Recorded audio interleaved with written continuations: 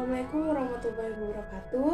Perkenalkan, nama saya Dewi Fadila, perwakilan dari kelompok 5 Manajemen Sumber Daya Manusia kelas A3, Prodi Manajemen Fakultas Ekonomi dan Bisnis Universitas Serangraya. Jadi teman-teman semua, pada kesempatan kali ini kelompok 5 akan membahas tentang sistem informasi sumber daya manusia. Dan akan ada beberapa aspek yang kita bahas, yaitu diantaranya definisi, karakteristik, fungsi, dan lain-lain. Dan aspek tersebut akan dijelaskan dan dipaparkan oleh teman-teman saya pada video selanjutnya. Sistem Informasi Sumber Daya Manusia atau HRIS adalah sebuah sistem berbasis komputer yang berfungsi mengatur, menganalisa, dan mengelola sumber daya manusia sehingga diperoleh informasi yang tepat guna pengambilan keputusan. Dalam kegiatannya, HRIS mengelola dan menjalankan sistem administrasi sumber daya manusia mulai dari perekrutan dan penerimaan, pendidikan dan pelatihan, manajemen data sampai dengan pemberhentian dan administrasi tunjangan. Sedangkan dalam penerapannya, terdapat model HRIS yang di dalamnya meliputi subsistem input berupa CIA, penelitian SDM, dan intelijen SDM, serta output berupa subsistem perencanaan kerja, perekrutan, manajemen angkatan kerja, tunjangan, benefit, dan pelapor lingkungan. Dalam pelaksanaannya, kegiatan HRIS dilakukan oleh HRD, Human Resource Department, yaitu mengelola tentang seleksi dan rekrutmen, pelatihan dan pengembangan, compensation and benefit, manajemen kerja, perencanaan karir, hubungan karyawan, operation management, dan personal administration and HRIS. Selanjutnya akan dilanjutkan oleh teman saya. Karakteristik informasi.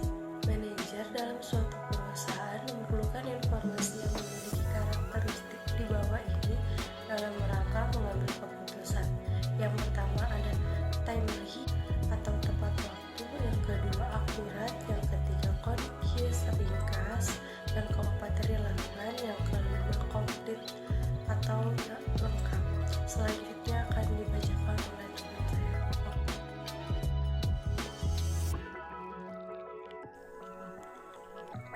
Empat kegiatan utama yaitu 1. Perekrutan dan penerimaan, recruiting and hiring. SDM membantu menerima pegawai baru ke dalam perusahaan. SDM selalu mengikuti perkembangan terakhir dalam peraturan pemerintah yang mempengaruhi praktek kepegawaian dan menasehati manajemen untuk menentukan kebijakan yang sesuai. 2. Pendidikan dan pelatihan. Selama periode kepegawaian seseorang, SDM dapat mengatur berbagai program pendidikan dan pelatihan yang diperlukan untuk meningkatkan pengetahuan dan keahlian kerja pegawai. 3. Manajemen data SDM, penyimpanan database yang berhubungan.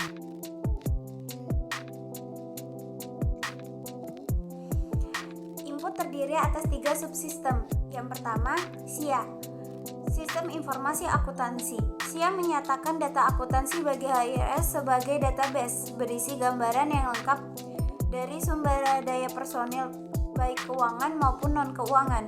Yang kedua, penelitian sumber daya manusia berfungsi untuk mengumpulkan data melalui proyek penelitian khusus. Contohnya, penelitian suksesi, analisis dan evaluasi jabatan, dan penelitian keluhan. Yang ketiga, ada intelijen sumber daya manusia, berfungsi mengumpulkan data yang berhubungan dengan sumber daya manusia dari lingkungan perusahaan, yang meliputi intelijen pemerintah, intelijen pemasukan, intelijen serikat pekerja, intelijen masyarakat global, intelijen masyarakat keuangan, dan intelijen pesaing. Kemudian dari model subsistem input HRIS dimasukkan ke dalam suatu database yang telah dirancang oleh perusahaan tersebut.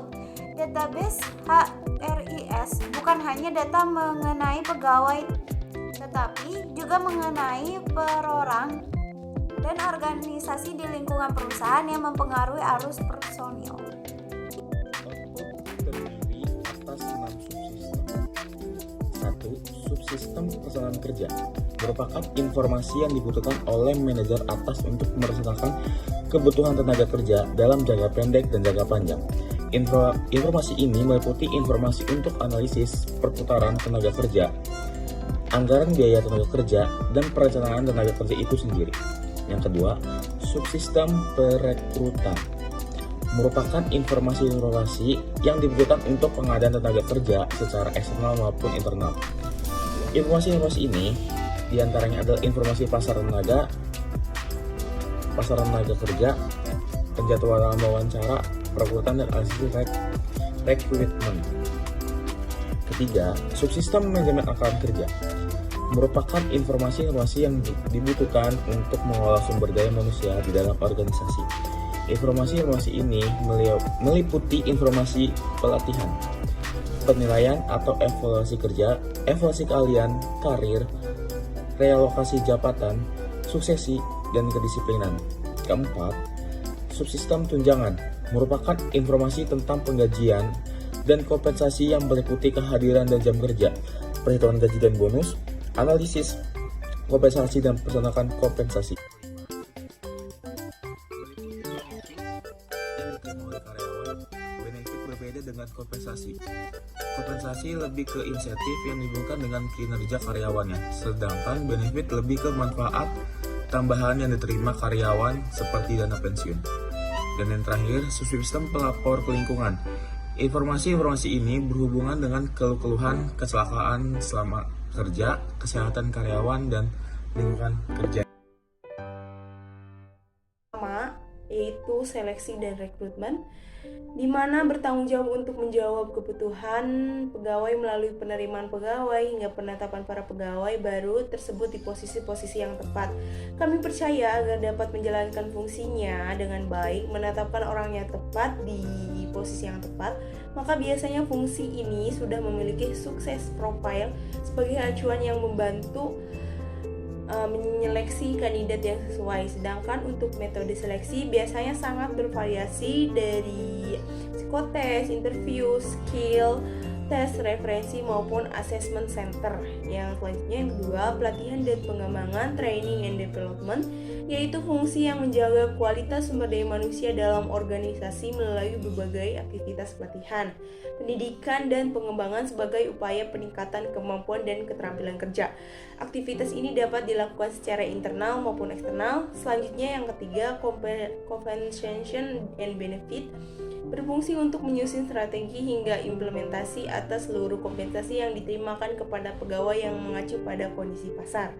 Selanjutnya yang keempat, manajemen kinerja, performance management, yang itu merupakan upaya monitoring kesenjangan antara standar kinerja yang diharapkan dengan aktual kinerja yang ditunjukkan.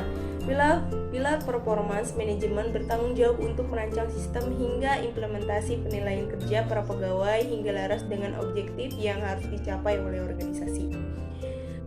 Selanjutnya yang kelima ada perencanaan karir planning, yaitu bertanggung jawab atas pengelolaan, perencanaan, dan jenjang karir bagi seluruh anggota organisasi. Fungsi ini menjawab setiap pegawai memiliki jalur karir menurut tugas, tanggung jawab, dan kompetensi yang ia miliki.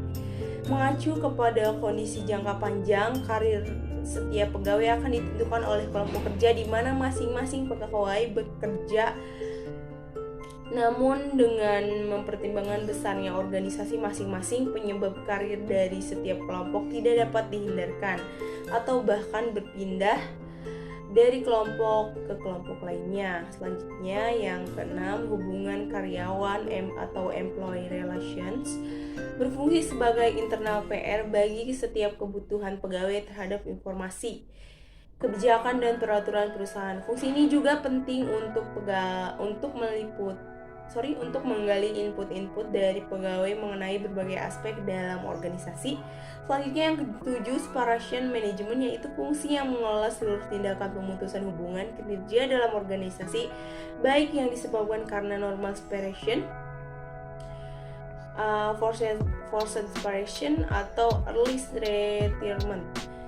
Yang terakhir, personal administration and HRIS, di mana dikenal dengan personil atau kepegawaian, adalah fungsi yang mendukung terlaksananya fungsi HR yang lain. Secara umum, fungsi ini bertanggung jawab terhadap employee database, payroll, dan pembayaran benefit lainnya, pinjaman karyawan, absensi, dan pencatatan cuti tahunan.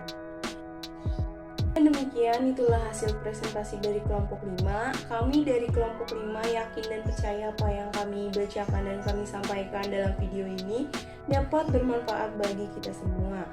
Apabila ada pertanyaan ataupun materi yang tidak dipahami, boleh ditanyakan ketika sesi tanya jawab via Zoom, ataupun boleh ditanyakan di room chat via WhatsApp.